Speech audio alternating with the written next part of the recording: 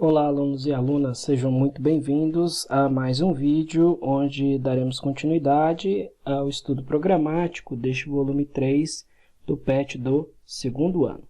Neste volume, nós estamos abordando o estudo da termoquímica e, mais especificamente, nesta aula abordaremos as quantidades de calor trocadas por sistemas.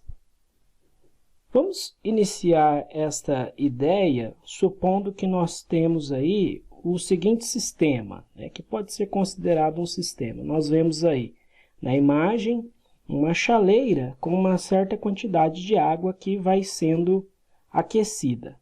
Algumas das questões, das perguntas que nós nos podemos fazer de maneira geral, para que ocorra essa transformação, qual será a quantidade de calor necessária para que isso aconteça?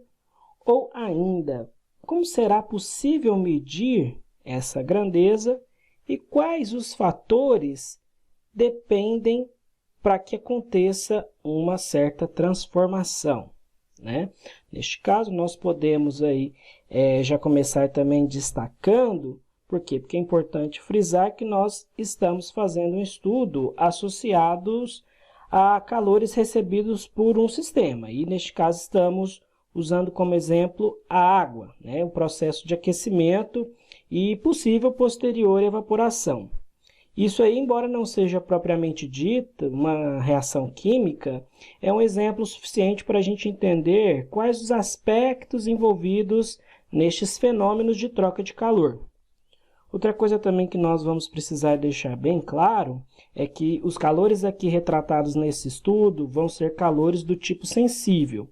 São calores dos quais não há transformação, mudança de fase. Existe um outro calor, que é o chamado de calor latente, que é o calor onde ocorre sim mudança de fase. Isso poderia causar um pouco de confusão quando você ver esse estudo também na física. Então, nós estamos retratando do calor sensível. Eu já falei, esse estudo também é visto dentro do conteúdo da física, mas o que nós vamos nos preocupar aqui nessa aula é entender alguns conceitos minimamente suficientes aí para aplicarmos na resolução das atividades. Um estudo com mais aprofundamento sobre o olhar da física, este campo é visto dentro do estudo da termodinâmica. A termodinâmica envolve uma série de relações mais complexas. Então, de maneira geral, para o exemplo que a gente acabou de ver aí, esse exemplo que nós estamos usando, para que eu perceba que houve uma mudança em uma situação de transformação em que calores estão envolvidos, eu posso dizer que para o sistema relacionado, essas mudanças só serão perceptíveis ou mesmo possível de serem quantificadas, calculadas, quando eu puder determinar que nesse processo existam variáveis que dependam da quantidade do calor fornecido, do tipo do material que está aí recebendo calor, que nesse caso nós temos a água, e também da quantidade da água. Isso aí é bem simples de relacionar através da expressão que nós vamos ver. Vejamos aí nas anotações fornecidas, que eu tenho um sistema que pode acontecer uma mudança, uma transformação, e essa mudança ela vai depender da quantidade de calor fornecido, ou seja, eu posso aquecer esse sistema, a água aí, num fogo mais baixo ou num fogo mais alto, fornecendo uma maior quantidade de calor. Mas também posso dizer que eu estou aquecendo um líquido, que não seja necessariamente a água, pode ser um outro líquido, composto por uma outra substância. E por fim, nós queremos também deixar relacionado a quantidade de material que existe, se eu tenho mais ou menos água. Ou seja, eu posso dizer que os meus fatores que vão levar a uma resolução desses problemas dependem pelo menos dessas três situações aí, dessas três variáveis. E aí eu volto a destacar que embora a gente não tenha aí um fenômeno propriamente dito de natureza química, as ideias e os valores de energia, as grandezas associadas a essas trocas de calor, elas são sim transponíveis e relacionadas a algum meio reacional. Isso porque todas as reações químicas ou mesmo mudanças de estado físico, nós vimos que elas envolvem liberação ou absorção de energia. Começando então a definir essas grandezas e as unidades nas quais essas variáveis, dependem dos nossos processos, nós vamos chamar aí o nosso Q de quantidade de calor, e ele está associado a quanto de calor que o meu sistema contém, o quanto ele recebe. Ele pode ser medido em calorias ou joules, tá? A massa do meu componente, a massa que eu tenho do meu material, e ela pode ser expressa em gramas, em quilo, dependendo da unidade aí que eu vou usar. E de uma grandeza que a gente chama de uma grandeza de ordem de natureza intensiva. Essa grandeza, nós chamamos ela de grandeza intensiva porque ela depende única e exclusivamente do que o material é formado. Ela não depende da quantidade, tá? Ela depende única e exclusivamente de qual material é. Essa grandeza que nós chamamos aí é o calor específico, é representado pela letra C, por C minúsculo, e é o calor específico que nós vamos logo em seguida abordar aí com mais exemplos e detalhes para que fique bem claro. Então, ainda para esses três fatores, a quantidade de calor, o Q, a massa e o calor específico, falta ressaltar mais um ainda, que são as temperaturas envolvidas para que esse processo ocorra. No caso, para um processo em que uma quantidade de massa está sendo aquecida, depende da quantidade de calor que é fornecida, e essa água, por exemplo, no nosso sistema aí pode sofrer uma maior ou menor variação de temperatura. Então, o que a gente vê, que de acordo aqui com as informações que nós temos, ou seja, se eu forneço maior calor ou menor calor a uma quantidade grande ou uma quantidade pequena, uma massa grande ou uma massa pequena do meu material, eu posso causar uma maior ou menor variação na temperatura. Isso, então, surge com o quê? Com a necessidade de comparar qual calor está sendo envolvido para elevar a temperatura de um corpo, de algum determinado material, de alguma determinada massa. Então, a união desse conjunto de informações, desse conjunto de variáveis, vão resultar numa expressão que nós chamamos aí, de Q é igual a mc ΔT. Nós vamos aí poder, através disso aí, comparar massas iguais para diferentes materiais, massas diferentes para o mesmo material, mas de qualquer forma, essa relação será a mesma. Veja então que para a expressão matemática e resultado que nós temos, quanto maior o calor específico de um material, ou quanto maior a massa de um material, maior será a quantidade de calor necessária para que eu eleve a temperatura de um corpo, de um material. Ou seja, nós vamos aí recair naquele exemplo em que nós fazíamos a análise do processo de aquecimento da água.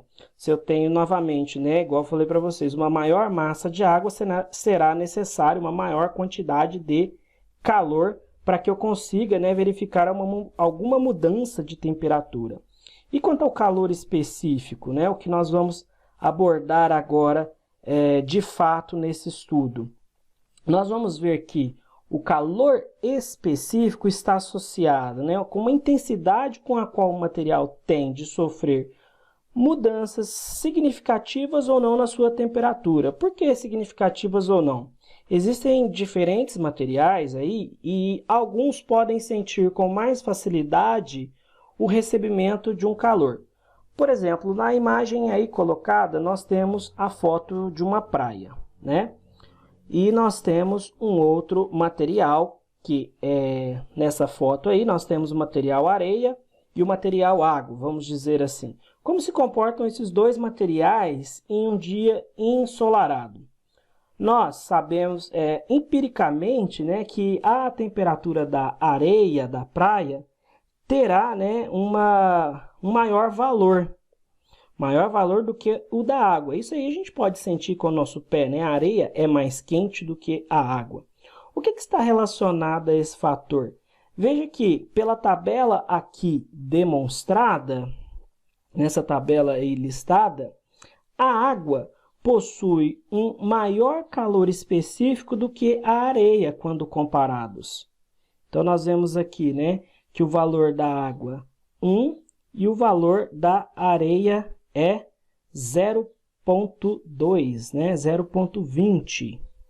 Associado a esse fato aí de que desse calor específico, desses valores, né, ao receber a luz do sol, nós sabemos que a areia fica mais quente do que a água. Então, por esses valores, nós podemos dizer que quanto maior o calor específico de um material, maior vai ser a quantidade de calor necessária para causar uma elevação na sua temperatura. Nós podemos também comparar isso, né, por exemplo, com aí a água e o alumínio. Veja que o alumínio possui um menor calor específico. Então, em uma situação onde eu vou ter que comparar água e alumínio, nós podemos talvez relacionar isso ao fato de aquecer a água em uma panela, se essa panela for constituída de alumínio, assim como a maioria, né, das panelas são constituídas por metais. O metal, especificamente aí, o alumínio, irá se aquecer primeiro do que a água, né? Porque ele tem menor calor específico. E agora comparando, se eu pegar e comparar dois metais, né, no terceiro caso, veja que quando nós analisamos para o alumínio e o cobre, o que nós vamos ter aí é que o calor específico do cobre é ainda menor do que o do alumínio. Isso significa que o cobre, né, ele ganha temperatura, ele se aquece mais facilmente. Tanto aí que o metal cobre ele é recomendado para processos, né, em que seja necessário materiais que se aqueçam, né, com muita facilidade, muita rapidez, nos casos de encanamentos que conduzem água, água quente, equipamentos para aquecimento solar. Também aí é importante destacar que, ao mesmo tempo que o material tem facilidade de receber calor, e quando nós falamos de calor, neste caso nós estamos falando de aumentar sua temperatura, ele também vai ter a mesma facilidade de perder, de dissipar esse calor. Nós podemos, então, usar como exemplo ao fato de que, voltando aqui, né, no exemplo da praia, quando à noite o sol vai-se embora, né, nós temos ali indo embora a nossa fonte de aquecimento e nós temos uma situação em que a areia passa a ficar mais fria do que a água do mar. Dadas as diferenças do calor específico, a gente vai ver que, pela água ter maior calor específico, ela também teve mais dificuldade para se aquecer. Mas ela também vai ter mais dificuldade, vamos dizer assim, para se resfriar, para perder esse calor. E se eu comparar os outros aqui, por exemplo, um metal e a água, né? Se eu aqueço a minha água em uma panela e posteriormente nós tiramos ali do contato a água da panela, nós vamos ver que entre os dois materiais, o metal vai se resfriar primeiro também do que a água que eu aqueci ali. Uma última observação que a gente pode fazer aí é que para esse estudo, né, é que dentre várias substâncias, o calor específico da água ele é considerado relativamente alto para suas demais propriedades ou comparado com outros líquidos, tá? Essa abordagem é um tanto mais necessária, uma abordagem nesse aspecto um tanto mais longa, porque a gente quer dar aqui um enfoque também químico, né? Uma abordagem mais química deste conteúdo. Então é importante aí que a gente faça algo, né, que aborde a natureza dos materiais aí para compor nossa análise. Então, finalizando a discussão sobre o calor específico, é o que nós vamos dizer que para a água, o calor específico dela que nós vimos que é de 1 cal por grama por Celsius, isso quer dizer que é necessária 1 caloria para elevar em 1 grau Celsius a temperatura, né, de uma massa que contenha 1 grama de água, 1 grama de água. Isso para água, como nós vimos Cada material possui o seu calor específico. Então, visto aí esses aspectos, né, da natureza e de ordem individual da propriedade do material, nós podemos pensar agora em um outro ponto de vista de como se dá as trocas, como se dá a passagem de calor de um sistema para o outro. Isso fica bem simples se nós relacionarmos com o exemplo ilustrado aí. Imagine que após eu aquecer uma água, eu aqueci aquela água do começo, eu utilizo essa água para preparar um café. Então eu tenho aí uma xícara de café, um café quente, mas que após certo tempo, o que nós chamamos tempo de relaxação, esse café irá se resfriar, né? Se irá esfriar. Por que que ele esfria? Bom, ele esfria porque ele troca calor com o ambiente à sua volta. Então, o que nós precisamos de entender para este processo é que, no processo de troca de calor, os mecanismos de troca estarão associados à passagem de calor do corpo mais quente para o corpo mais frio. Então, do ponto de vista, técnico, científico, o café esfriou porque ele cedeu calor ao ambiente que estava mais frio do que o conteúdo que eu tenho da xícara. Então, resumindo então o que nós falamos, uma troca de calor é feita pela passagem de calor do corpo mais quente para o corpo mais frio. O que nós vamos ter é que após um certo tempo, nós verificamos que a temperatura do café e do ambiente serão as mesmas. Para que isso tenha acontecido, nós vamos pressupor, então, que a quantidade de calor recebida pelo ambiente, que foi perdida pelo café, são as mesmas. Ou seja, qual o calor que o ambiente recebeu? Ele recebeu o calor referente, ao valor de calor perdido pelo café. Então, um calor, cedido, um calor trocado, o calor cedido é igual ao recebido, que é o que nós chamamos onde ocorre o equilíbrio térmico, onde as temperaturas do meu sistema, e do meu ambiente serão as mesmas, ou seja, o meu café passa a ter a mesma temperatura ambiente. Então, nós vamos resumir que se o ambiente recebeu, de calor exatamente aquilo que o sistema forneceu, nós vamos ver que a soma de um calor recebido e de um calor cedido deve ser igual a zero. Isso por quê? Em outras palavras, o que nós estamos querendo dizer é o quanto se gasta mais o quanto se ganha, o somatório disso é zero. Nós podemos associar isso aí, a algumas conclusões para serem capazes de responder as questões que nós nos fizemos anteriormente, então, de maneira geral. Qual vai ser a quantidade de calor trocada? Nós vamos dizer que um sistema que recebe uma quantidade de calor Q, tá aí definido como sendo Q, está associado a um Q positivo. Ele recebe, então, um Q positivo. Só para ilustrar. Um sistema que cede uma quantidade de calor Q está associado a um Q negativo.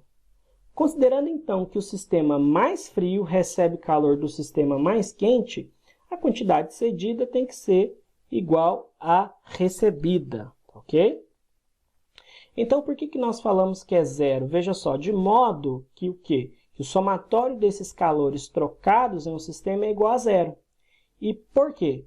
Veja que eu tenho aqui um exemplo onde eu tenho um leite frio, e eu vou misturar com um café quente.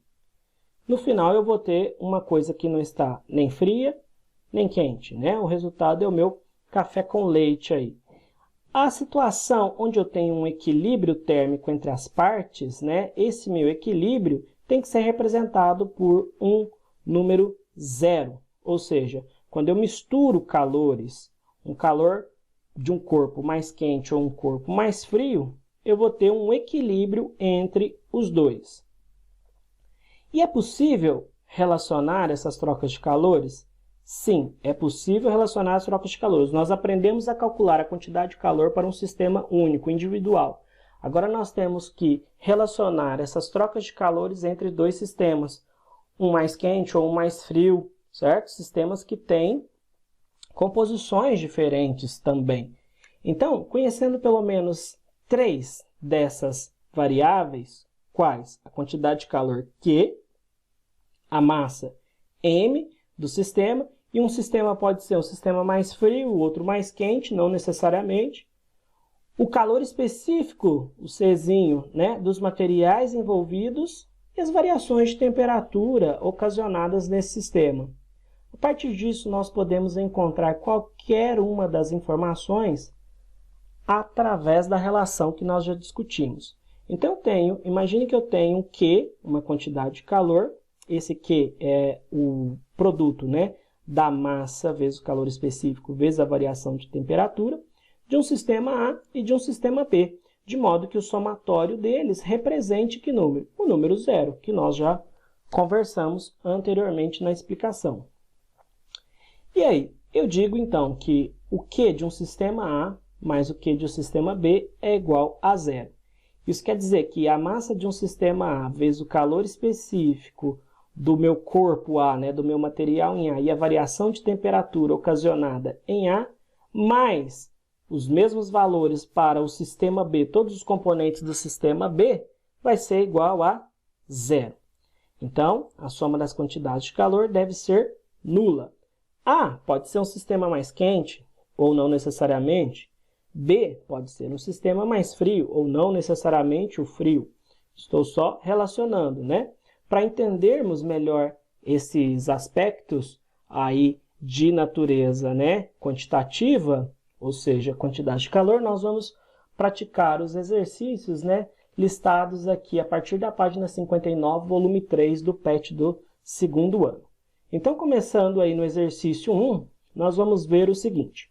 No preparo de uma xícara de café com leite, são utilizados 150 ml, ou seja, 150 gramas de café, ele já deu a massa, né, e o volume são iguais aí devido a uma densidade, né, aproximado aí. Então eu utilizo o valor de massa, porque é esse valor que eu quero utilizar nas minhas expressões. E essa quantidade de café, 150 gramas de café, está a 80 graus Celsius. E eu tenho uma massa de leite igual a 50 gramas, que está mais frio, a 20 graus Celsius. O exemplo, inclusive, que nós utilizamos no início da aula para ilustrar. Qual será a temperatura do café com leite? Veja aí que é o que nós vimos. Se eu misturo o meu café com leite, eu tenho ali no final um café com leite, onde a troca de calor entre os dois vai ter que ser igual a zero. Uma situação de equilíbrio térmico, né? Para eu definir um equilíbrio térmico. Então, eu tenho aí, no meu exemplo, qual a quantidade de café de 150 gramas a 80 graus Celsius e leite 50 gramas a 20 graus Celsius. Resulta num café com leite, eu quero saber a temperatura final em graus Celsius. Então, eu tenho que ter o que para essas informações? Eu vou dizer que eu tenho um sistema A e um sistema B. Esse sistema A eu vou considerar ele o mais quente, tá certo?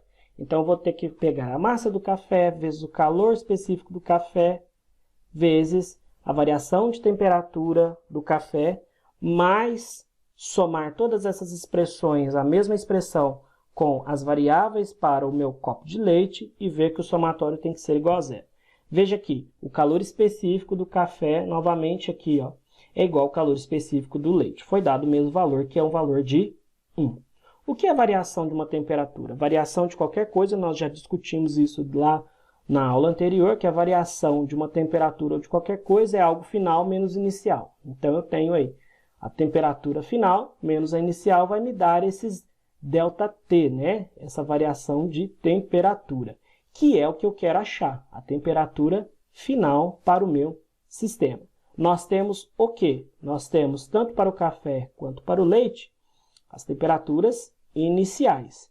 Nós vamos ver que o calor específico é o mesmo, então, recordando todos os dados aí, jogando na expressão e substituindo os valores, como que nós vamos ficar?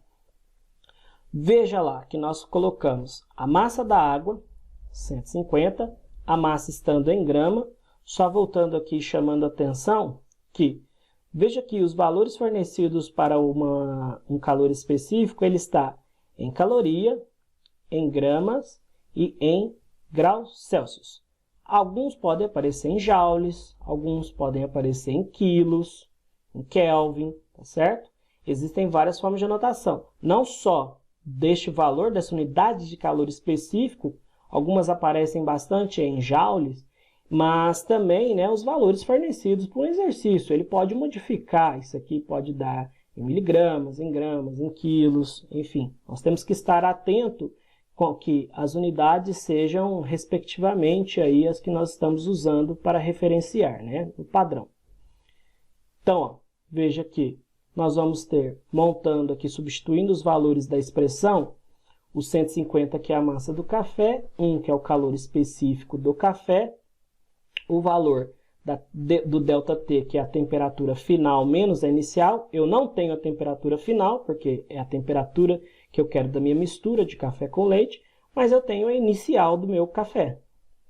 Isso somado com todos os valores do leite, quais são? 50 gramas de leite, né? O calor específico do leite, que é 1, vezes a temperatura final menos a temperatura inicial do meu leite, que é quanto? 20 graus Celsius, tem que ser igual a 0. Como que eu resolvo isso aí? Vamos resolver esses dois que estão de fora? 150 vezes 1 para cá, para o café, ó, e 50 vezes 1 para cá, para o leite. Como que vai ficar? Ó, 150 vezes 1 é 150, vezes esse material aqui que está entre parênteses, né?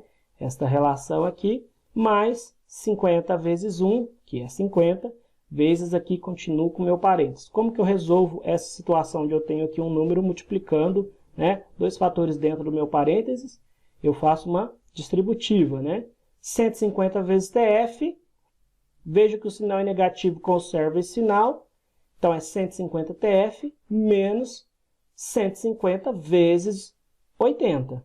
Vai dar um número grande, que é mais, né? Lembrando que a gente está somando os dois. 150 vezes TF, que é 50 TF, e o 50 vezes o menos 20. Conservando aí o valor, ó, 150 vezes TF, 150 TF, menos, aqui o meu menos, 150 vezes 80, 12.000, mais 50 TF menos 1.000, que é o 50 vezes o 20. Somatório dando 0.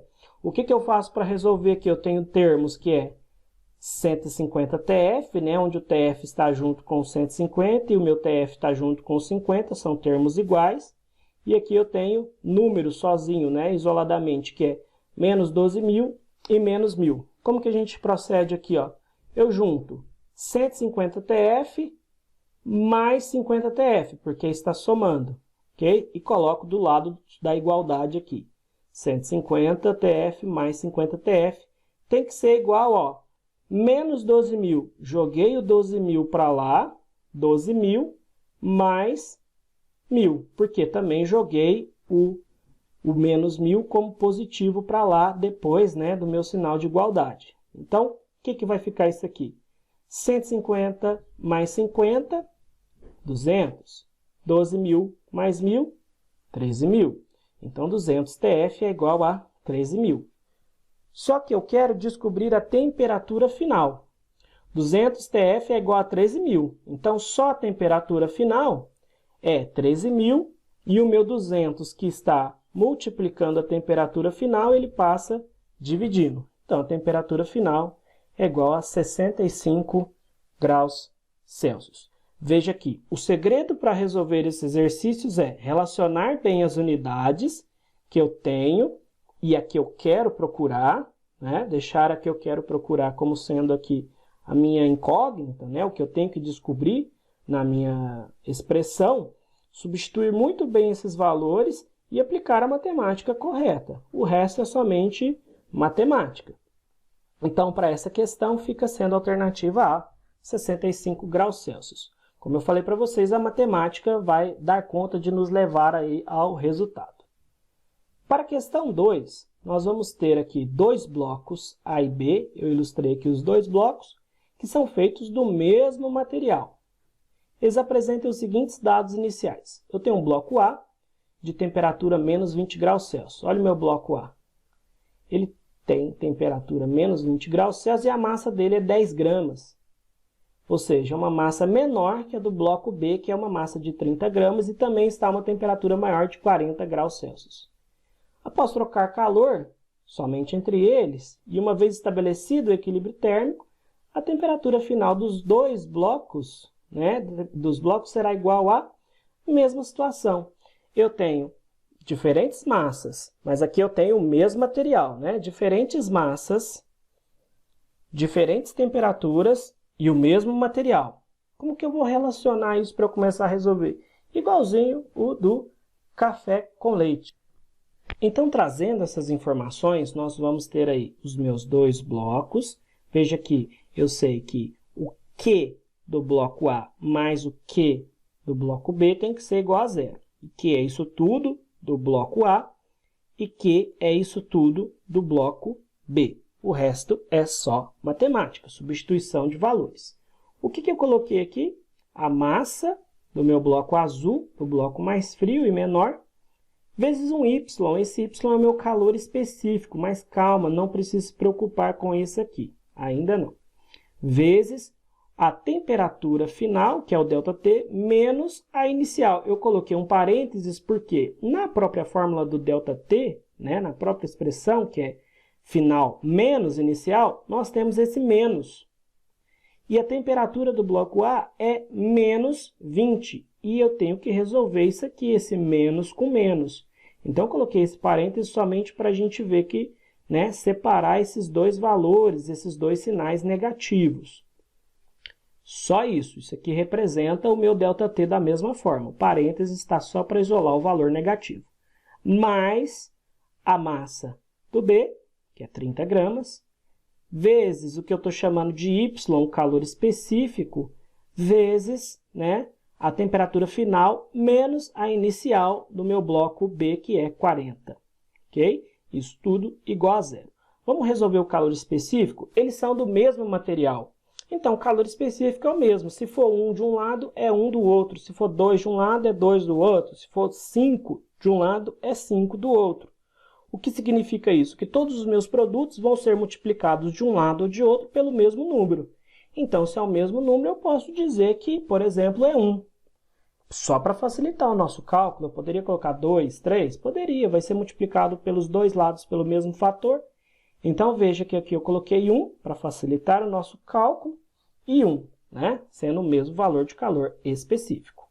Continuando aí a resolução, o que nós vamos resolver primeiro? Esse sinal aí de negativo, bem simples. Menos com menos vai ficar aqui a temperatura final mais 20 graus Celsius. Veja que eu tinha uma temperatura menor da ordem de negativa, mas quando eu joguei lá, ela ficou positiva. Matematicamente, como eu falei para vocês, se a gente entender essas relações, o nosso sistema vai ser resolvido somente pela matemática, O resto é só calcular certo. O que nós vamos resolver? Assim como do outro exemplo, do outra atividade, vou resolver esse 10 vezes 1 e para cá, para o meu outro bloco, esse 30 vezes 1. Como que vai ficar? 10 vezes 1, 10, mais isso aqui, vezes esse ΔT, mais o meu 30, que é 30 vezes 1 aqui, que virou esse 30, vezes o meu ΔT para o meu bloco vermelho. Agora, o que eu faço para resolver? Distributiva. 10 vezes TF, 10 TF, vezes, mais 10 vezes 20, que é mais 200, mais os meus 30 vezes TF, que é 30 TF, e esse 30 vezes menos 40, Conservo o sinal aqui, como que vai ficar? 10 TF mais 200 e 30 TF, 30 vezes TF, menos 1.200, Menos, menos, mais, mais. 30 vezes 40, 1.200. Veja os termos, eu tenho TF para juntar com TF, 10 TF mais 30 TF, 40 TF, e o que ficou de número? Ficou o 1.200 e o 200. O que eu faço? Jogo para lá positivo, menos 1.200, vai ficar para cá depois do zero positivo, já corta esse zero, que ele não vai fazer diferença ali, 1.200, e esse mais 200 que estava positivo passa para o outro lado negativo. 10 TF mais 30 TF, 40 TF. 1.200 menos 200, 1.000. Então, 40 TF é igual a 1.000. Só que eu quero o valor de 1 TF, né, da temperatura final. Então, eu pego 40 e passo ele dividindo. Ele está multiplicando, o TF passo dividindo. 1.000 dividido por 40, TF igual a 25 graus Celsius. Alternativa D para essa questão. Atividade 3, nós vamos ver aí que a pergunta: qual a quantidade de calor é liberada por uma reação química que é capaz de elevar de 20 graus Celsius para 28 graus Celsius a temperatura de 2 kg de água? Essa aí já é uma questão diferente, porque a número 1 e a número 2 nós fizemos o sistema onde há troca de calor. Agora nós vamos fazer essa análise, o estudo para o material individual.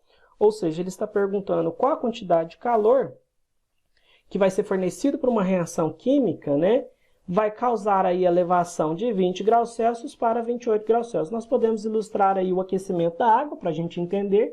E eu tenho, né, que essa temperatura passa de 20 graus Celsius para 28 graus Celsius, uma massa de 2 kg de água e o calor específico da água. Eu já tenho essa informação também. Veja que esse calor específico, de novo, está em cal por grama por Celsius. Qual vai ser a quantidade de calor? É essa a questão, né? A quantidade de calor a gente já sabe que é a massa vezes o calor específico vezes a variação da temperatura. Massa, eu já tenho a massa? Tenho, 2 quilos. Eu tenho o calor específico? Tenho, foi dado. Eu tenho o ΔT? Tenho, aqui ó. Passou de 20 para 28, o meu ΔT é a final menos a inicial. Final, 28 graus Celsius, né? Foi de 20 para 28, estava em 20, então 20 menos 28, ΔT, 8 graus Celsius. Variação da minha temperatura foi de 8, subiu 8 graus. E a minha massa, perceba que a minha massa estava em quilos, eu tenho que passar ela para gramas, então 2 quilos são 2.000 gramas, ok? Multiplico por 1.000. Substituindo os valores, qual a massa? A massa tem que estar em gramas, né, para estar aqui condizente com o valor, então 2.000 vezes o calor específico, que é 1, vezes a variação da temperatura, que foi 8. Que nós vamos ter aí? 2.000 vezes 1, vezes 8, vai dar 16.000 calorias. Ou, se eu quiser abreviar, né, diminuir este valor, escrever de outra forma, 16.000 calorias são 16 quilocalorias, quilocals. Então, fica sendo essa resposta aí para a atividade 3. A atividade 4. 1 litro de água está a temperatura ambiente, 22 graus Celsius, recebendo todo o calor de uma reação química que libera 25 quilocalorias. Qual será a temperatura final da água? Vamos relacionar todos os valores que nós temos aí, né? Todas as informações que nós temos, extrair os dados. Nós temos 1 litro de água, e 1 litro de água, aqui dado no exercício, é 1 quilo de água. Por quê? Porque nós precisamos da massa, nós não precisamos do volume. E a densidade da água é 1 grama por ml, ou seja, 1 ml de água tem massa igual a 1 grama. Ou, na mesma correspondência, 1 quilo por litro, ou seja, 1 litro de água tem massa igual a 1 quilo.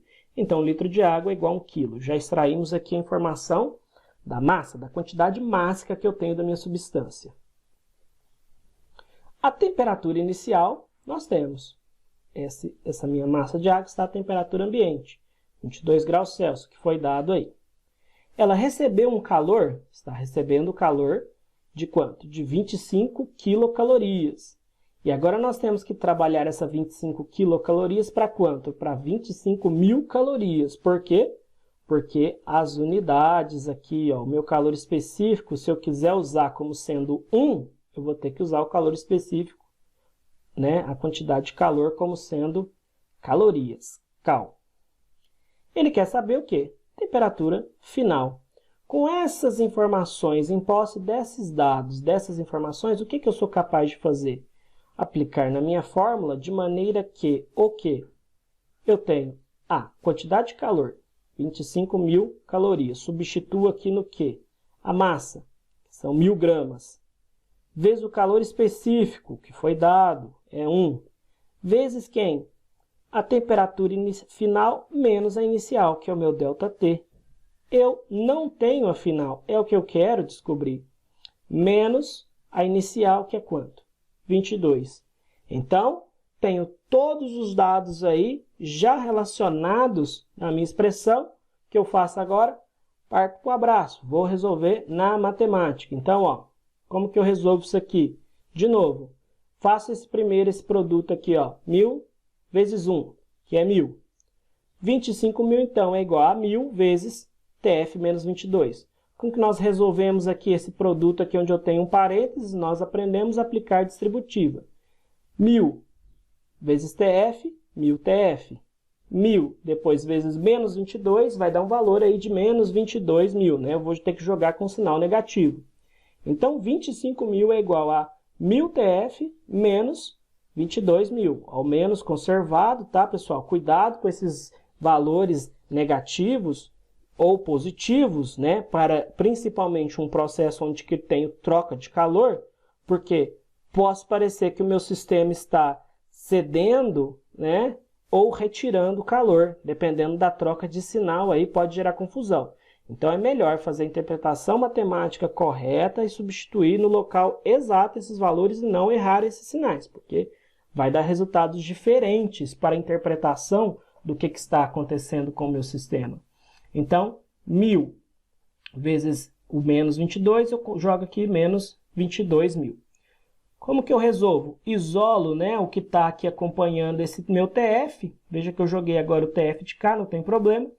E coloquei 25.000 aqui, que já estava desse lado, mas esse menos 22.000 passa para cá, positivo. Ok? Como que vai ficar isso aqui? 47.000, que é 25.000 mais 22.000, 47.000 é igual a 1.000 TF. O que eu tenho agora? Para descobrir o valor da temperatura final, eu pego 47.000 e divido por 1.000. O 1.000 está multiplicando, passa dividindo. Temperatura final igual a 47 graus Celsius. Então, está aí a resposta para essa questão. Por fim, a atividade 5. Uma questão aí de interpretação. Além de realizarmos o cálculo, ela vai exigir uma interpretação. Ela diz o seguinte: os alunos de um curso da USJT realizam todos os dias 30 minutos de ginástica para manter a forma atlética. Um deles deseja perder alguns quilos de gordura localizada para entrar em forma e é orientado pelo professor a fazer uma ginástica monitorada, na qual terá que despender, né, que vai utilizar 15 quilocalorias por minuto, que ele vai gastar fazendo atividade. Analisando a tabela abaixo, então ele me dá aí a composição, né, o valor calórico de vários tipos de alimentos, né, vários tipos de substâncias que compõem os alimentos, glicose, carboidratos, proteínas e gorduras. E ele pergunta quantos quilos de gordura esse aluno perderá depois de 93 dias de atividades de ginástica, supondo que sua alimentação diária seja de 2.500 calorias inalterada. Então, para resolver esse exercício, primeiro, nós vamos calcular o seguinte: o quanto ele gasta praticando, fazendo as suas atividades. A atividade dele consome, né, 15 quilocalorias por minuto. E essa atividade é praticada 30 minutos por dia, que foi o que ele deu para a gente no exercício, que ele falou para a gente. Então, se ele faz essa atividade que consome 15 quilocalorias por minuto e pratica 30 minutos por dia, durante um dia foi gasto 15 vezes 30, que é igual a 450 quilocalorias. Só que essa atividade foi feita ao longo de 93 dias, então foram gastos 450 quilocalorias por dia vezes 93 dá 41.850 quilocalorias. E ele quer saber o quanto que dá para perder de gordura com esse tanto de atividade que ele fez. Essa é a interpretação do exercício. O quanto se gasta para metabolizar a gordura. E os valores que nós temos pela tabela é o valor que se gasta para metabolizar 1 grama de gordura. Como assim? Na mesma medida que uma substância, né, como uma gordura ou um alimento, te fornece um valor calórico, no caso as gorduras fornecem 9,3 quilocalorias por grama, você também pode fazer um cálculo reverso do quantos quilocalorias ou qual valor energético você precisa de desempenhar em uma atividade física para queimar X quantidades, né, X gramas de quanto você consumiu. Os valores, né, do quanto você consome e o quanto você gasta, você vai ver aí que se você tiver um saldo energético que você gasta mais do que consome, você emagrece, você tem um resultado onde você consegue perder quilos. E ele quer saber perdendo em gorduras. Aquela informação que ele deu no início de que, vamos voltar aqui, de que a sua alimentação seja de 2.500, né, 2.500 quilocalorias por dia, é só uma informação para dizer, né, que ele segue isso aí, ou seja, isso vai dizer que essa quantidade de alimento que ele ingere não vai fazer diferença no final, já que está representada aí uma situação onde esse aluno, né, ele gasta mais do que ele consome, ele está em uma alimentação diária baseada em uma dieta de 2.500 quilocalorias. Então, voltando aqui para as nossas informações, nós vamos ver que, ok, então da mesma maneira que 1 grama de gordura me fornece 9,3 quilocalorias, eu vou precisar de 9,3 quilocalorias para queimar aquela gordura que eu ingeri. Então, vou precisar de 9,3 quilocalorias de energia para metabolizar esse 1 grama de gordura. Mas, veja aqui, ao longo de todos os dias, dos 93 dias, o que ele fez foi o seguinte, foi praticar atividades físicas e ele está, né, com um saldo aí de 41.850 quilocalorias, o que daria para metabolizar em gorduras qual quantidade? Em gramas, uma quantidade X. E eu recaio numa expressão que é uma regra de 3, né, para resolver isso aí. Então, depois de feita a interpretação, como que eu resolvo isso aí? Pego 41.850 quilocalorias, multiplico por 1, né? E 9,3 multiplico por X. Então, este valor multiplicado por 1 é ele mesmo, e 9,3 vezes X é 9,3X. Como que vai ficar? Eu passei o x para cá, 9,3x é igual a 41.850. Eu quero saber o valor de x. Veja aqui, x é quanto? 41.850 dividido por 9,3. X é igual a 4.500 o quê? Gramas. O valor de x está em gramas. Ou, conforme está no exercício, esse valor está listado em quilos. O que eu faço? Divido por 1.000 e obtenho a resposta na alternativa D. Ou seja, toda a energia que ele investiu em suas atividades físicas, né, foi suficiente para metabolizar em quantidades de energia, né, fornecidas por gorduras, um total, né, de 4,5 kg de eliminação aí de peso na forma de gordura. Obrigado por ter assistido esse vídeo, espero que você tenha conseguido compreender o conteúdo. Até a próxima aula.